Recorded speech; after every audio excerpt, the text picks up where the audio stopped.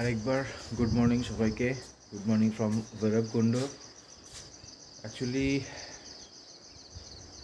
কালকে রাত্রে যখন এখানে এসে পৌঁছলাম, এদিকের মাউন্টেন্সগুলো দেখতে পাচ্ছিলাম, পাহাড়গুলো দেখতে পাচ্ছিলাম, বাট সকালবেলা যে এরকম ভিউ পাবো সেটা সত্যি ভাবিনি। সো আরেকবার সবাইকে good morning, welcome to my channel Hrithik the nomadic boy. Stay with me, stay with us, ব্লগে থেকো, সঙ্গে থেকো। তো মানে দারুণ জায়গা এখানে, দারুণ জায়গাটা, মানে সত্যিই ভালো লাগছে। এবং যদি দেখাই তোমাদেরকে, এদিকে যে পাহাড়টা দেখা যাচ্ছে সেটা হচ্ছে ভুটানের পাহাড়, আর ঠিক এদিকে যে পাহাড়টা দেখা যাচ্ছে এটা হচ্ছে অরুণাচলের পাহাড়। ভুটান আর অরুণাচল, আমরা যাবো এদিকে। তো দারুণ জায়গাটা, দারুণ। মানে কালকের হেক্টিক জার্নির পরে আজকে সকালবেলা ঘুম থেকে ওঠার পরে, এখনও কেউ ওঠেনি, ঘুম থেকে ওঠার পরে যখন বাইরে বেরোলাম না, কালকের হেক্টিকনেসটা একদম কেটে গেল। কালকের যে টায়ার্ডনেসটা ছিল সেটা একদমই কেটে গেছে। দারুণ জায়গা। আমি তো বলবো যারা এদিকে আসছো তারা যদি একটু সকাল সকাল করে ধূপগুড়ি থেকে বেরিয়ে যেতে পারো, তাহলে এখানে আরামসে পৌঁছে যাবে। এবং পারলে এই হোটেলটা, এই হোমস্টেটা, এখানকার ব্যবস্থাপনা তো সত্যি খুব ভালো। এখানে থেকে যেতে পারো, রিজনেবল প্রাইস, আর একদম পাহাড়ের কাছে, সামনে ধানসিঁড়ি নদীর আওয়াজ আমি এখনও পাচ্ছি। খুব সামনেই, একদম সামনেই হয়তো ধানসিঁড়ি নদী রয়েছে। দারুণ জায়গা, ট্রাই করো, এসো। এখন আর কিছু বেশি কথা বলছি না, কারণ একটু বাদেই আমাদেরকে আবার বেরোতে হবে, ফিল আপ করতে হবে, সমস্ত অনেকটাই কাজ বাকি আছে। আজকে আমাদের আইএলপিটা দেখিয়ে আমরা আজকে অরুণাচলে ঢুকে যাব। তো সকালবেলায় ঘুম থেকে উঠে একটুখানি ছোট্ট করে তোমাদের সঙ্গে কথাবার্তা বলে আমি আবার গিয়ে ঘুমিয়ে পড়েছিলাম। তো এবারে বেরোনোর টাইম হয়ে এসছে, এবার বেরোতেই হবে। আর এই সামনের এই রিভার বেডটায় আমি নেমে এলাম, যে দেখাচ্ছিলাম তোমাদেরকে, রিভার বেডেই দাঁড়িয়ে আছি। আর ওই দিকে পাহাড়গুলোকে শুধু দেখো, কি জায়েন্ট লাগছে দেখতে, মানে কি বিশাল লাগছে দেখতে ভুটানের পাহাড়গুলো। এদিকের অরুণাচলের পাহাড়টাও কি বিশাল লাগছে দেখতে। আজকে আমরা উঠবো এই দিকের পাহাড়েই, হয়তো উঠবো। আজকেও সেই লেট হয়েই গেল, ফাইনালি আমরা বেরোচ্ছি এখন। আবার খবর পেলাম যে ওদিকে একটু ল্যান্ডস্লাইড হয়েছে। তো যাই হোক, বেরোই, দেখি কী হয়। আর এই হোমস্টের ঠিকানা এবং সমস্ত কিছু ডিটেলস আমি এখানে আমার ডেসক্রিপশানে শেয়ার করে দেবো। এমনি সস্তা, রিজনেবল, খুবই রিজনেবল। আমরা আমাদের যে রুমটা ছিল সেটা 1700 টাকা নিয়েছিল, সিঙ্গেল রুম ছিল, এবং ওখানে আমরা আরামসে 5 জন, বিশাল বড় রুম ছিল, বাট 5 জন আরামসে হেঁটে গেছি ওখানে। আর তার সাথে খাবার দাবারও মোটামুটি সস্তা। আমরা কালকে ভাত আর চিকেন খেয়েছি, আর আজকে অনলি ম্যাগি। সব মিলিয়ে আমাদের 2029 এরকম কিছু পড়েছে। তো রিজনেবল প্রাইস, তোমরা এখানে ট্রাই করতে পারো। তো চলো দেরি না করে এবার বেরোই, একবার দেখা হচ্ছে মোটরবোটিং সেটআপে। ও এই হচ্ছে রাস্তা, এখান দিয়ে আমাদেরকে উঠতে হবে। রোহিত আসছে।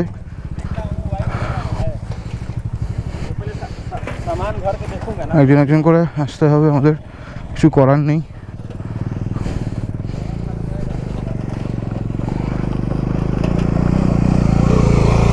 তো ফাইনালি মেন রোডে উঠে গেছি। এবার আমরা একটু অপোজিট সাইডে যাচ্ছি তেল ভরার জন্য। দেখতে পাচ্ছ লো ফুয়েল। আর ওদিকে খালেকথাংয়ের আগে কোনো পেট্রোল পাম্প নেই, চেকপোস্টের কাছাকাছি পেট্রোল পাম্প নেই। আর এদিকে আমি ভুটান থেকে পেট্রোল ভরতে পারি, বাট আমাদের আইডি বলতে ভোটার আইডি কার্ড লাগবে। তো সবার কাছে সেটা নেই, সবাই আধার কার্ড ক্যারি করছে হয়তো, সেজন্য ওখানে যাচ্ছি না, এখান থেকেই পেট্রোলটা ভরিয়ে নিচ্ছি। 99 এখানে, এটা ডিজেল। তো এখানে আবার 99.14 ইন্ডিয়ান অয়েলের দাম। দেখা যাক কত টাকার ঢোকে আজকে। আমাদের তেল ভরাও শেষ। এবারে আমাদের ডেস্টিনেশন অরুণাচল বর্ডার চেকপোস্ট। ওখানে আইএলপিটা শো করব, দেন বেরিয়ে যাব। এবার জানি না, ওখানে তো বলছে যে ল্যান্ডস্লাইড হয়েছে, তো দেখা যাক কি হয় সিচুয়েশন। সবটাই তোমাকে দেখাবো।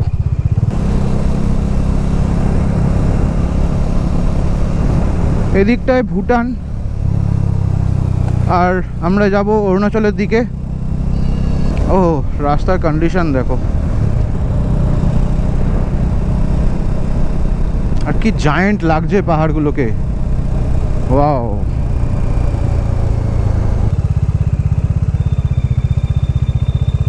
এদিকটায় কি ভুটান? সামনে দেখতে পাচ্ছ ভুটানের গেট, এদিক দিয়েও ভুটানের একটা এন্ট্রি। যাবি নাকি একবার? যাবি নাকি? এটাই বোধহয় ধানসিঁড়ি নদী। অনেক শুনেছি ধানসিঁড়ি নদীর সম্বন্ধে, অনেক কবিতায় পড়েছি। এই সেই ধানসিঁড়ি নদী, ধানসিঁড়ি নদী লক গেট। অফিসিয়ালি এন্টার করলাম অরুণাচলে।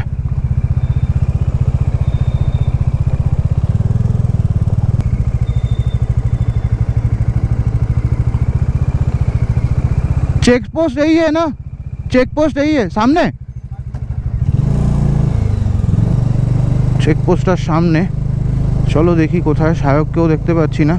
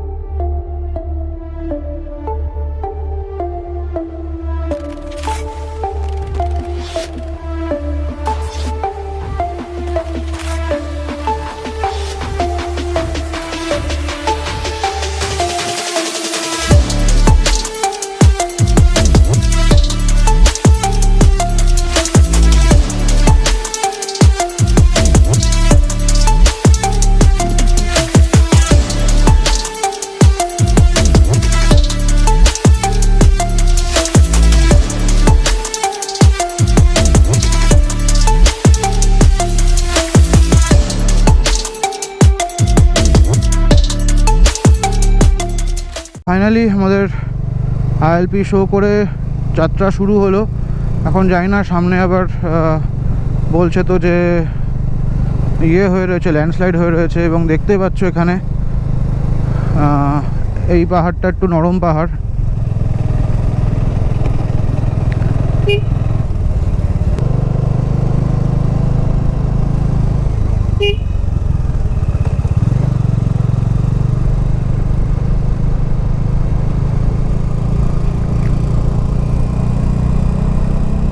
সালের পরে আবার 2023 সালে আমি আবার পাহাড়ে উঠছি। এরকম এঁকে বেঁকে চলা শুরু হলো।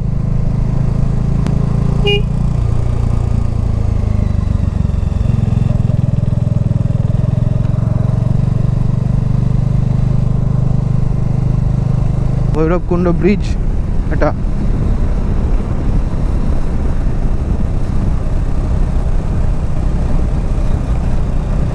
আর এটা হচ্ছে হাইওয়ে, খুব সম্ভবত ন্যাশনাল হাইওয়ে 37। যেটা ডাইরেক্ট মানে যেটাকে ইস্ট ওয়েস্ট হাইওয়ে বলে, এটা সেটাই। দিকের পাহাড়টা দেখো কি সুন্দর দেখতে লাগছে, মেঘের ছায়াটা পড়েছে, দারুণ দেখতে লাগছে।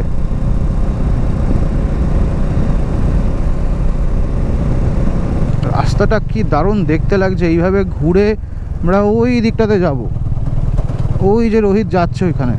আসলে ওর এক্সপিরিয়েন্স অনেক বেশি আমার থেকেও, কারণ ও বহুবার পাহাড়ে এসছে, আমি একবারই সিকিমে এসছি। আর এই থ্যাঙ্কস টু বিআরও এরকম ভালো রাস্তা তৈরি করে দেওয়ার জন্য আমাদের। দেখো এখানে একটা ব্রিজ তৈরি হচ্ছে।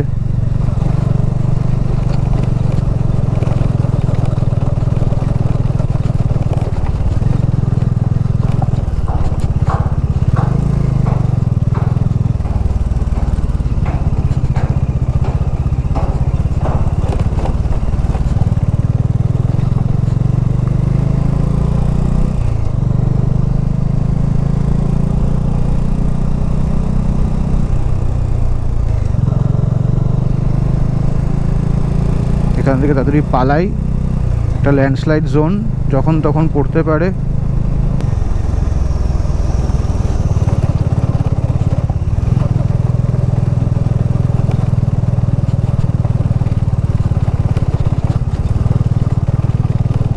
দেখো একটু আগেই হয়ে গেছে মানে ল্যান্ডস্লাইড। ও তেরি, ও তেরি।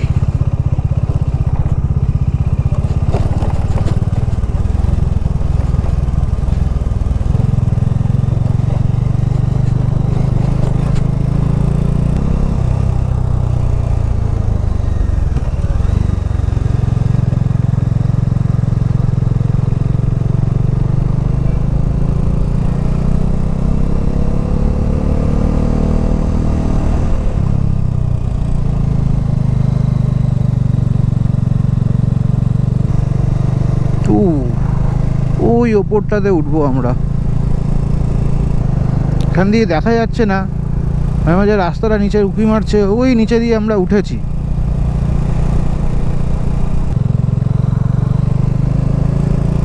জাস্ট দেখো সামনেটা, এই জন্যই তো পাহাড়ে আসা, এই এত সুন্দর দৃশ্যগুলো দেখার জন্য।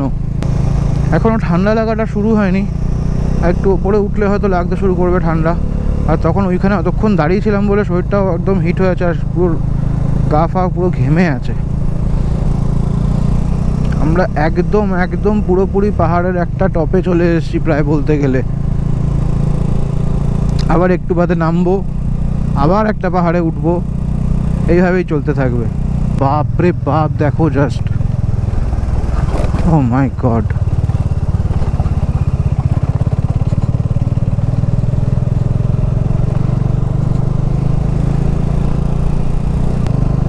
নেচার যেরকম সুন্দর সেরকমই ভয়ঙ্কর।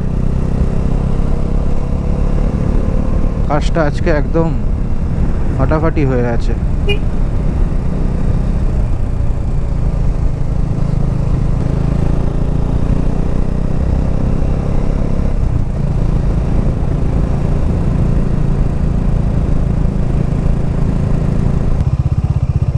ওখানেও ল্যান্ডস্লাইড হয়েছিল, রাস্তা তৈরির কাজ চলছে আবার। থ্যাঙ্কস টু বিআরও, বারবার বলবো, এরকম দুর্গম পাহাড়ি জায়গায় ওনারা না থাকলে আমরা এগুলো এক্সপ্লোরই করতে পারতাম না।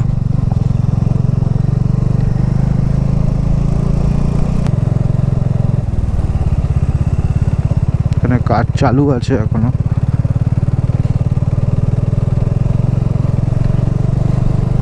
ও তার মানে এখনো এখানে রাস্তা বন্ধ আছে।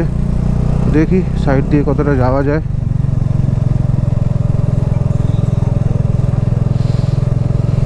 খাবার দাবার আছে, বিস্কিট ফিস্কিট আছে, বের করো।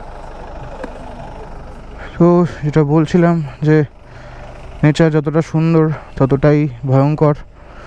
তো এখানে সামনে ল্যান্ডস্লাইড হয়েছে দেখা যাচ্ছে এখান থেকে, কাজ চলছে, কিন্তু এদিকে 2 ঘন্টা ধরে প্রায় রাস্তা বন্ধ আছে। নিচে থেকে আমরা খবর পেয়েছিলাম সেটা, বাট এগোলাম। এখন দেখা যাক কতক্ষণে এটা ছাড়ে, কতটা আমরা এগোতে পারি। এখানে সব পরপর গাড়ি দাঁড়িয়ে আছে, এদিকেও গাড়ি দাঁড়িয়ে আছে, এখানে সবাই আমরা দাঁড়ালাম। তো চলো দাঁড়াই, ওয়েট করি।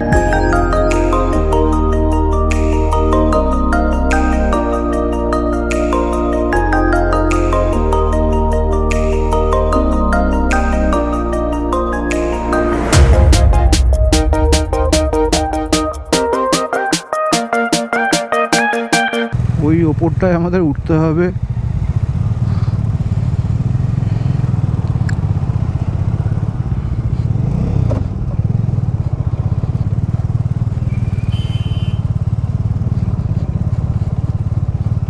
এখনো স্টোন পড়ছে।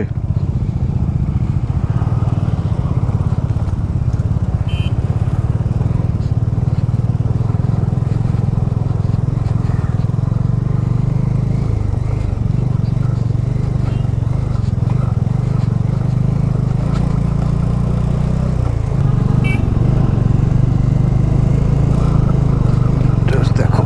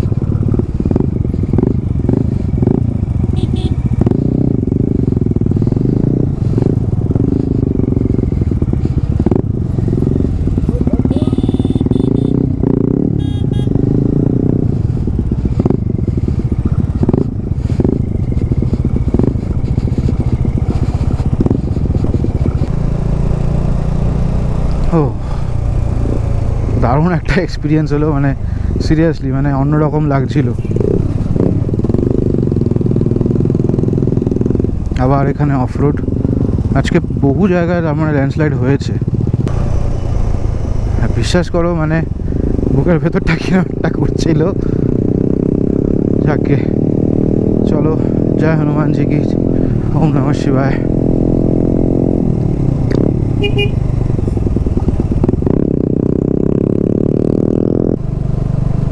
কতটা উঠতে হবে সেটাই দেখছি। উঠতে তো হবে অনেকটা, তো হাফও আসেনি।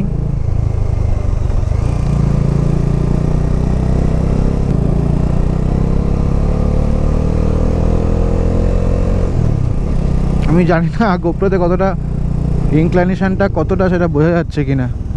বেশ ভালো ইনক্লাইনেশন আছে। ও হো ফাটাফাটি।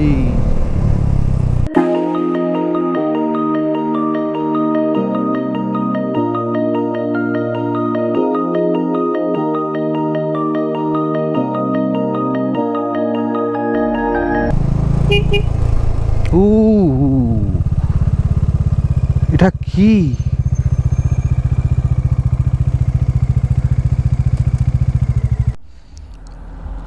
এখানটায় রয়েছি আমরা এখন। ওই দিকে রাস্তাটা আছে, এখনো যেতে হবে।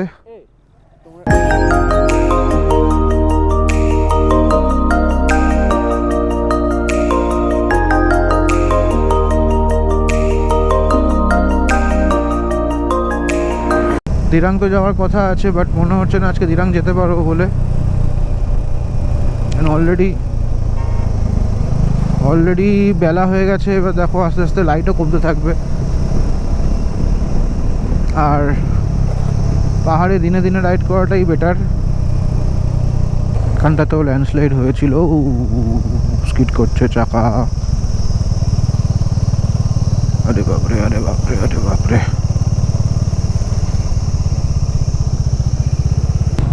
দেখো এখানে ল্যান্ডস্লাইড হয়ে গেছে, রাস্তা ঠিক করছে এখন আবার। এই ভাঙা গড়ার খেলা এদের চলতেই থাকে, যা বোঝা যাচ্ছে। এটার নাম আঙ্কিলাং ইয়া অর আঙ্কালিং, ঠিক মাইলস্টোনের দেখতে পাচ্ছি বাট পড়তে পারছি না। ও ওপরের ইয়েটা দেখো, কিন্তু ওইখানে একটা কোনো মনেস্ট্রি আছে, দেখাচ্ছি 1 মিনিট। ওইখানটায় কোনো একটা মনেস্ট্রি আছে, বাট ব্যাপারটা হচ্ছে যে ওপরের ওয়েদার তো মনে হচ্ছে দেখে খারাপ।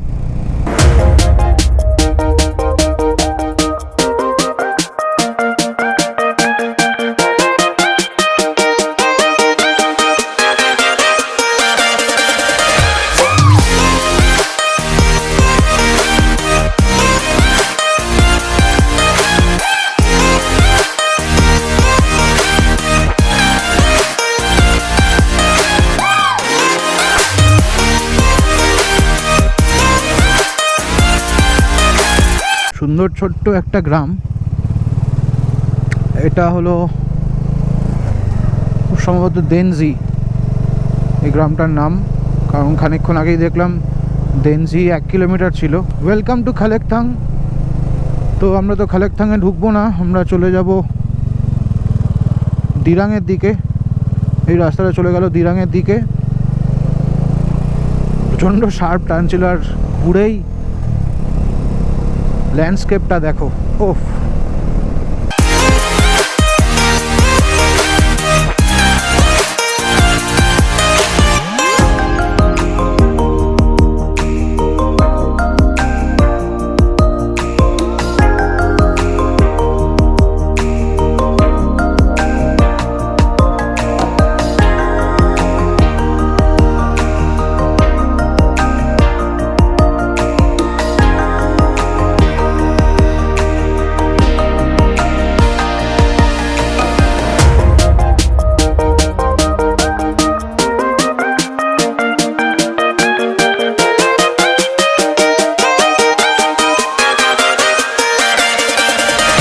কোনটা ছেড়ে কোনটাকে রাখবো দেখো, জাস্ট দেখো।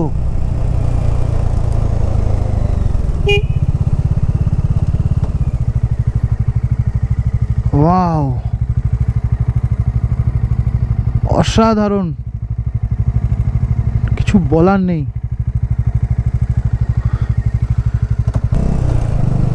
এরকম দাঁড়াতে থাকলে আর দিরাং পৌঁছতে হবে না, কিন্তু না দাঁড়িয়ে তো পারছি না।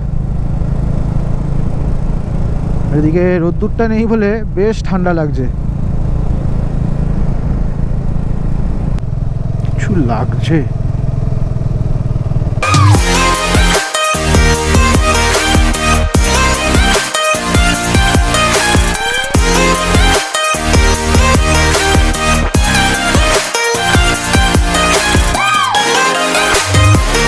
বমডিলা 64 কিলোমিটার, তেনজিন গাঁও 5 কিলোমিটার বোধহয় দেখলাম। দেখা যাক কতখানিটা যেতে পারি। আরেকটা আমাদের থাকার অপশান আছে, সেটা হচ্ছে শেরগাঁও।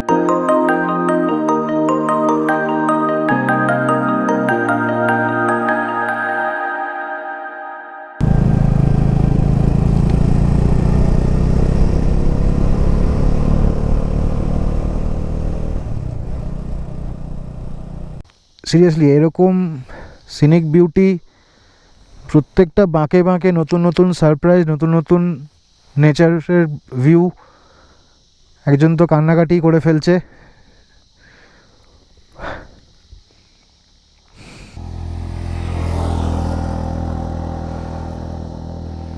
মানে সিরিয়াসলি কিচ্ছু বলার নেই, শুধু চোখ ভরে দেখো ক্যামেরায় কতটুকু রেকর্ড হচ্ছে, বাকিটা তো পুরোটাই এখানে।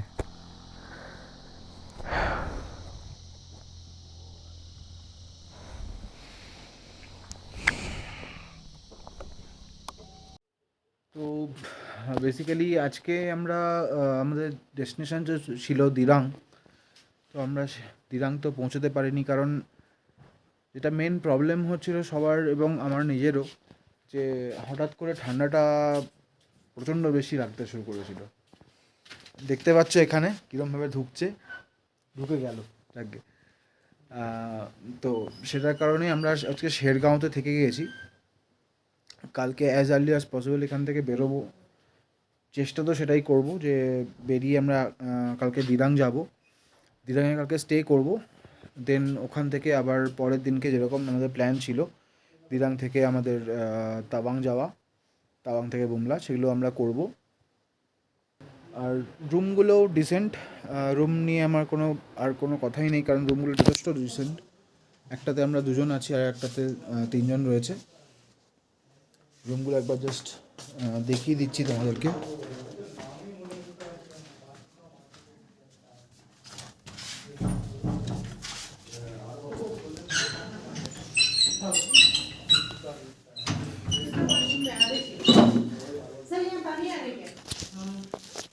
এটা হচ্ছে আমাদের রুম।